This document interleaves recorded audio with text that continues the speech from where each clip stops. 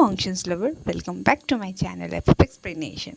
तो कहानी शुरू करने से पहले आप सबको बहुत बहुत बहुत बहुत शुक्रिया कि आप लोग मेरे इतना ख्याल रखते हैं, इतना मेरे लिए दुआ किया, सब मुझसे इतना प्यार करते हैं और मैं भी ना आप सबसे बहुत प्यार करता हूँ। Thank you and I love you. और मुझसे किसी ने सवाल पूछा था कि शान और ईबो क्या बिछड़ जाएंगे। एक बात बोलो, कभी भी क्या जान और ईबो बिछड़ सकते हैं? ईजान क्या अलग हो सकता है? नहीं होगा। पर हाँ, बहुत प्रॉब्लम्स आएंगे। वही देखने की बात है कि ईबो किस तरह से अपने प्रॉब्लम्स को दूर करेगा। तो चलिए कहानी शुरू करते हैं। पहले शुरू होने से पहले ही बता देती हूँ, आज का पार्ट ना थोड़ा सा बोरिंग होगा क्योंकि आज शायद ईबो को जान नहीं मिलेगा। तो चलिए, कुछ आदमी ना अभी भी वहाँ पे कंफ्यूज्ड खड़े हुए थे और सारे लोगों ने ना शीशी को पकड़ लिया था और जो लोग जान को ढूंढने के लिए निकलने वाले थे वो लोग निकल चुके थे और वहाँ पे कुछ लोग अभी भी खड़े थे और शीशी ना कैरमन से कह रहा था, वो बास्टर्ड मरा या नहीं मरा? मैं कह सकता हूँ कि कुछ तो हुआ है तुम लोगों को शक्ल को देख। कैरमन ना वांग ईबो से बात कर रहा था। उसके बाद उसने क्रिस्टल को सब समझाया। उसके बाद क्रिस्टल ने जियांग को कॉल किया था और सारे बॉडीगार्ड ना एकदम सीसी को पकड़ लिए थे और सीसी चीख चीख के कहता, मुझे छोड़ दो, मुझे छोड़ दो। और कैरमन ली ने ना बॉडीगार्ड्स को कहा था कि जल्दी से जल्दी सब कर लो, पकड़ लो और इसे लेके जाओ। और क्रिस्टल बहुत रो रहा था और कह रहा था, सब कुछ मेरी वजह से हुआ है, सबका कारण मैं हूँ। अचानक से सीसी बोलते हैं, हाँ सबका कारण तुम हो, सब तुम्हारे वजह से हुआ है। और कैरमन ना उसे एकदम शांत वॉइस में कहता है, धीरे से, तुम्हें पता है ना तुम मरने वाले हो। और एकदम ना सीसी कहते हैं, मैं उसके लिए वेट कर रहा हूँ। तो जानलिन कहती है, अगर तुम लोग उसे नहीं मार सकते ना तो मैं उसको मार दूँगा क्योंकि उसने मेरे भाई के बेटे के साथ क्या किया है, उसे छोड़ना मत। और कैरमन ने अपने बॉडीगार्ड्स को कहता है, लेके जाओ। और अचानक से ना वांग जिशुआन कहता है, रुक जाओ। कैरमन बॉडीगार्ड्स को इशारा करता है रुकने के लिए। वांग जिशुआन धीरे धीरे सीसी के पास जाता है, कहता है, आप मेरे मदर हो ना, और वांगी जो मेरे पापा हैं ना, मैं आप लोगों का बेटी हूँ ना। सीसी ना अचानक से सरकास्टिकली हंसना शुरू कर देता है और कहते हैं, ओ माय गॉड, मेरा स्टमक ना पेन होगा, बहुत दर्द कर रहा है।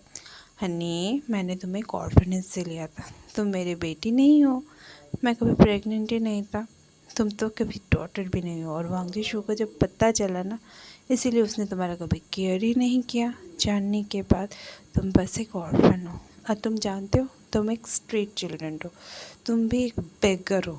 मैंने तो तुम्हें बहुत लग्जरी दिया है पर फिर भी तुम वो मेरा फुलफिल नहीं कर पाए, मेरा विश नहीं कर पाए, तुम एक वर्थलेस हो और अब मैं तुम्हें नहीं चाहता, जाओ यहाँ से। और ये सुनने के बाद ना वांग जिशुआन का एकदम सर से ज़मीन हिल गया, उसका सर ना घूमने लगा, वो उसका हाथ वाथ सब नम पड़ गया। और कैरमन ने ना अपने बॉडीगार्ड से कहा, उसको अभी यहाँ से लेके जाओ। और सीसी ना एकदम हंसते हंसते वहाँ से चले गए और कैरमन ने ना एकदम प्यार से सॉफ्टली जाके वांग जिशुआन से कहा, अगर तुम रेस्ट करना चाहते हो तो अंदर। वो अपना बात पूरा कर पाता उससे पहले ना वांग जिशुआन बस I am sorry, I am sorry, हाँ आई एम सॉरी बोल के रोते रोते वहाँ से निकल गई। सब लोगों ने उसको रोकने की कोशिश किया पर वो नहीं रुका। वो लाइफलेसली भाग रही थी, किससे भाग रही थी शायद नहीं पता। और दूसरी तरफ उसका जो डॉक्टर था ना हैरी, वो आ रहा था वहाँ पे क्योंकि उसको एक इंजेक्शन देना था वांग जिशुआन को, जिससे वो जल्दी जल्दी रिकवर करेगा। अचानक से ना वांग जिशुआन और उसे कॉल कर रहा था पर उसे नहीं दिखा। अचानक से वो वांग जिशुआन को रास्ते पे देखा तो उसने बस कार को रोका और इमीडिएटली उसके पास गया और उसको पकड़ के कहा, मैं तुम्हें फ़ोन तुम्हारे घर किया था, क्या हुआ है? और वांग जिशुआन ना बस कह रहा था सॉरी। तो अच्छे से हैरी कहता है, तुम सॉरी क्यों बोल रहे हो, मैं तो तुम्हारे घर गए ही थे ना, पर तुम मुझे वहाँ पे नहीं मिले, तुम्हें ये इंजेक्शन देना था, तुम जल्दी से जल्दी रिकवर कर रहे हो, पर तुम इतना वेटली बिहेव क्यों कर रहे हो? तो ना वांग जिशुआन एकदम रोते रोते कहते हैं, घर, इंजेक्शन, रिकवरी, क्या कह रहे हो तुम? मैं बस एक ऑर्फन हूँ, एक ऑर्फन। मेरा फुल लाइफ एक झूठ है, मैं एक झूठ हूँ। मेरे पास अब कुछ भी नहीं है, मेरे पापा मम्मी नहीं है, मेरा ट्रीटमेंट कौन करवाएगा? मैं तुम्हें पे नहीं कर सकती, मेरे पास अभी घर नहीं है, कुछ नहीं है, कुछ नहीं है। और हैरी को शायद सब समझ में आ रहा था, उसने कुछ भी नहीं कहा, वो पेन को शायद समझ सकता था। उसने बस वांग जिशुआन को अपने पास खींचा और उसके कस के पकड़ लिया और वांग जिशवान भी ना उसके एकदम सॉरी, हाँ मैं एक और बनूँ ये बोलते बोलते बस रोती गई। और वो ना एकदम प्यार से वांग जिशवान को इट्स ओके अभी ठीक हो, तुम मेरे पास हो, ठीक हो ना, मैं हूँ तुम्हारे साथ। कुछ देर से जाने के बाद हैरी ने उसे कहा चलो घर चलते हैं। जगह मेरे पास घर नहीं है, अभी तो नहीं है, तुम्हें क्या कुछ समझ में नहीं आता मैं। और हैरी उसको देख के कहता है तुम मेरे घर चलोगे। और उसने कुछ वांग जिशवान को ना कहने नहीं दिया, बस उसको पकड़ा और बिठा दिया। और डॉक्टर को कहा चलो हम बेजिंग जाएंगे। और वो लोग अपने घर के उद्देश्य में निकल गए। दूसरी तरफ हॉस्पिटल ना ओशवन के मम्मी के नाम का था। और वो ना बस बाहर बैठा हुआ था, सारे डॉक्टर्स वांग साउजन के ट्रीटमेंट्स कर रहे थे। और उसका मम्मी आके बैठता है तो मोशवान को कहता है एक काम करो, तुम ना जेट का प्रिपरेशन लो, हम लोग इसका ऑपरेशन होने के बाद ये जब ज्ञान में आएगा तो इसको लेके निकल जाएंगे। उसकी मम्मी ने बस इशारा किया कि नहीं तुम जाओ, मैं सब संभाल लूँगा। वो जाने के बाद वो अपनी मम्मी को बोलता है कि मम्मा आपने उसे ना क्यों कहा। वैसे तो वो नीचे दिख रहा था पर उसको सब दिख रहा था कि उसकी मम्मा क्या इशारा करती। तो उसका मम्मा उसके हाथ को पकड़ के कहता है मेरा बेटा बुरा लड़का नहीं है, मेरा बेटा इनोसेंट है, उसने बहुत सफ़र किया है खुशियों के लिए, पर इसका मतलब ये नहीं कि वो किसी और की खुशियों को छीन लेगा। मैंने कभी भी तुम्हें ये नहीं सिखाया कि किसी और की खुशियों को छीन लो। जिस पर्सन ऑपरेशन में है वो अभी किसी और का है, वो शादीशुदा है, इसका मतलब वो किसी और की खुशी है, तुम्हारा नहीं है। ये सब सुन के ना मतलब उसको बचपन से पता था कि उसका लड़का गे है और वो ये एक्सेप्ट कर रहा था। पर उसका प्रॉब्लम ये नहीं था कि उसका लड़का किसी और लड़के को पसंद करता है, उसका प्रॉब्लम ये था कि जिस लड़के को वो पसंद करता है वो किसी और की प्रॉपर्टी है।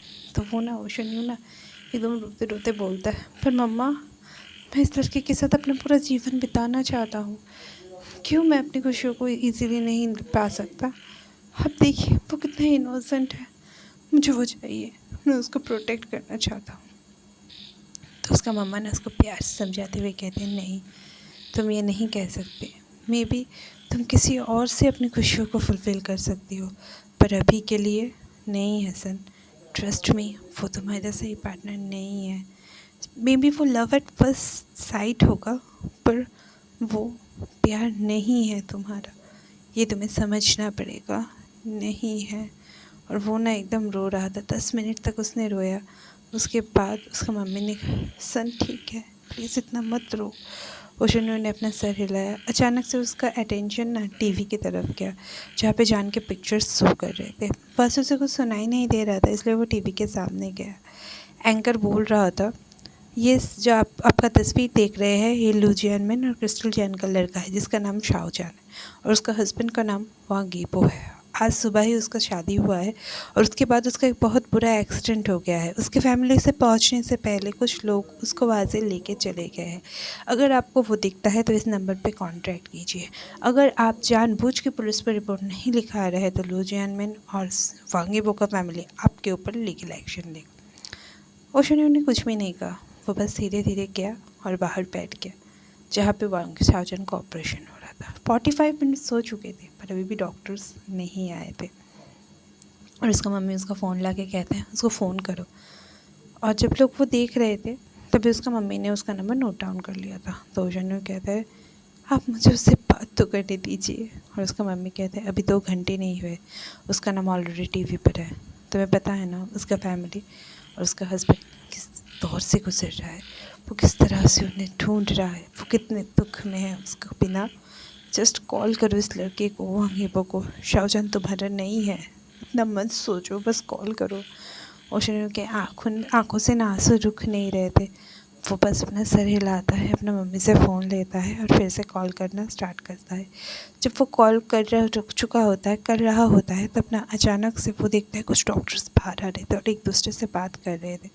इमीडिएटली वो अब डॉक्टर्स बोलते हैं उसका कंडीशन अभी ठीक नहीं है पर जल्दी हो जाएगा, पर उसके हेड में बहुत इंजरी है, पर वो फिर भी ठीक हो जाएगा। पर उसको काट के ओशनो कहते हैं पर क्या। तो डॉक्टर्स कहते हैं हम अभी कुछ नहीं बता सकते, हमें कुछ पता नहीं चल रहा है। उसे पहले होश में आने दीजिए। हम एज्यूम कर रहे हैं पर अभी नहीं बता सकते। पहले उसको रिएक्ट करने दीजिए, उसको उठने दीजिए। उसके उठने के बाद हम कुछ कह सकते हैं और उसके बाद वो ना थैंक यू करके फिर से बैठ जाता है। और उसके कुछ देर बाद ना वो डॉक्टर्स फिर से शाओजन को ट्रीट करना शुरू कर देता है और वो लोग एक रूम से दूसरे रूम पर शाओजन को शिफ्ट कर रहे थे। ओशन यू और उसके मम्मा उसको फॉलो करता है तो उसका मम्मा उसे रोक के कहता है पहले उसके हस्बैंड को कॉल करो, उसे होश आने वाला है, उसका अपने फैमिली मेम्बर्स को चाहिए। तो ओशन कहता है पहले मुझे उसे ठीक से देखने तो दीजिए। तो उसका मम्मा ना सॉफ्टली उसे कहते हैं तुम जितना उसके क्लोज जाओगे उतना तुम्हें दुख मिलेगा, तुम्हें ये समझना पड़ेगा कि वो तुम्हारा नहीं है। और हेल्पलेसली ना ओशन यू फ़ोन को उठा के कॉल करना शुरू करता है और एक रिंग के बाद ही दूसरे साइड से ना कोई फ़ोन पिक करता है और ओशन यू यहाँ से हेलो कह के उसके सवाल का जवाब देता है। आज की कहानी मैं यहीं पे ख़त्म कर रही हूँ। इससे ज़्यादा मैं बक नहीं कर सकती आप सबसे क्योंकि मेरे गले में बहुत दर्द हो रहा है। सब लोग एक दो लोग मुझे बोल रहे थे कि दीदी आपके बारे में कुछ जानना है, कोई Q&A कीजिए, पर मैं Q&A नहीं करूँगी, मैं पहले ही बता दिया था। आप लोगों को अगर कुछ सवाल है तो आप लोग मुझे वहाँ पे पूछ सकते हैं जिसका जवाब मैं दे दूँगा। जैसे कि एक लोग ने मुझे पूछा था कि आपको ईबो को टॉप देखना पसंद है या बॉटम देखना पसंद है। देखो मुझे टॉप और बॉटम से कोई प्रॉब्लम नहीं है, मुझे जान ही भी पसंद है, मुझे ईज़ान भी पसंद है और मुझे वांगशन भी पसंद है और मुझे शांगवांग भी पसंद है। टॉप और बटन से कोई फ़ायदा नहीं पड़ता, स्टोरी लाइन होना चाहिए और उन दोनों का सच्चा प्यार होना चाहिए क्योंकि सच्चा प्यार सब कुछ कर सकता है। तो हाँ, मेरे चैनल को लाइक कीजिए, शेयर कीजिए, सब्सक्राइब कीजिए। Okay bye.